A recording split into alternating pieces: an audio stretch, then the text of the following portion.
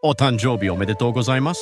Isto é japonês para parabéns. O Observador faz 12 anos e, em vez de bolo, oferecemos uma visita ao Japão com a Pinto Lopes Viagens. Assine por apenas 39,90€ e habilite-se a ganhar.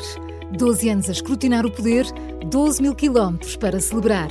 Assine hoje em observador.pt. Arigatou.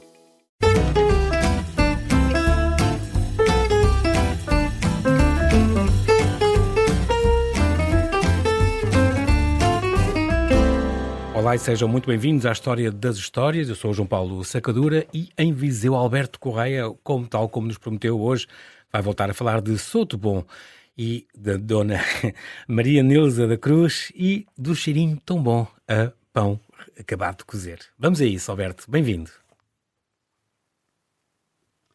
São Vicente da Crescente, São João te faça bom pão, nós a comer e tu a crescer, tudo Nosso Senhor Jesus Cristo pode fazer.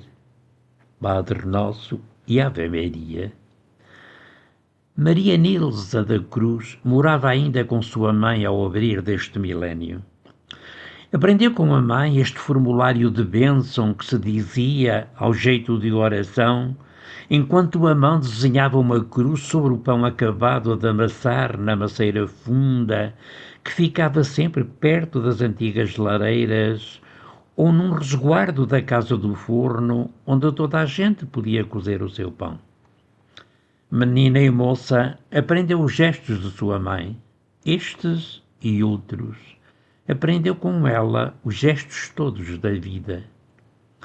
Maria Nilza da Cruz morava então com sua mãe em Sotoboom, uma aldeia das alturas do Caramuro, onde se vivia até há pouco quase só da riqueza que lhes vinha dos campos de milho. Maria Nilza ainda aprendeu com a mãe os gestos antigos. Aprendeu os caminhos da fonte e do moinho, do forno e da eira, da horta, da feira e da romagem. E aprendeu esse jeito todo de ser mulher. Aprendeu com ela ainda esse saber antigo do governar do pão. Maria Nilza gosta de fazer o seu pão como antigamente sua mãe fazia.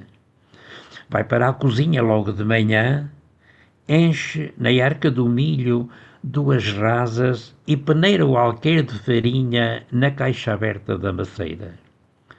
São gestos soltos e mansos como uma dança, a farinha caindo macia, o farelo guardado para a vianda dos porcos, que antigamente viviam paredes meias com a gente. Sobre o fogão, aquece a água de uma panela grande.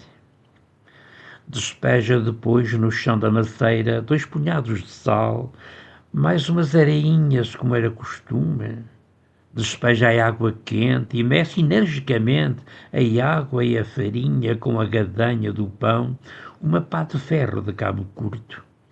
Depois peneira um pouco de farinha de centeio sobre a massa forte do milho e novamente despeja a água quente e redobra o esforço do seu pulso e da gadanha. A mãe ajudava ainda, trazia a lenha para acender o forno. A filha amassa agora o pão com a força de suas mãos fechadas, coloca o fermento e as mãos não têm descanso até que ela sinta que a massa tem a textura requerida. Começa a arder o forno construído num canto da cozinha. A mulher traça uma cruz funda atravessando a massa, diz a oração que aprendeu com a mãe e fecha a porta da maceira. O forno arde pelo tempo de 1 hora, o tempo justo de o pão levedar, fintar, como ali se diz. Vem agora o momento de tender, o forno já varrido com o vassoiro de giesta. A mãe de Nilza ajuda a filha cortando na maceira os pedaços certos da massa. Nilza coloca-os na batedeira com aquele jeito que tem mais de 1000 anos, despeja-os depois sobre a comprida pá do forno, que introduz na câmara quente do forno com jeitos precisos e fortes. À boca do forno ardem 2 pinhas que iluminam o interior e fazem corar o pão, isto é, dão-lhe aquela indescritível cor que tem um favo de mel quando é tirado da colmeia ou do cortiço em agosto. Quando a porta do forno se coloca e se barra com um pedaço da massa do pão, para esse efeito guardada, já uma bola, um pão ligeiro e baixo se tirara, como primícias, e arfacia na mesa da cozinha. O tempo de espera leva cerca de 1 hora. Nesse tempo, Maria Nilza, que já não tem filhos pequenos, limpa a maceira, prepara a refeição do meio-dia, faz as 1000 coisas que uma mulher sempre tem que fazer em sua casa. Quando o forno se abre, o cheiro do pão que apetece espalha-se por toda a casa. Maria Nilza tira os pães com a pá, um a um.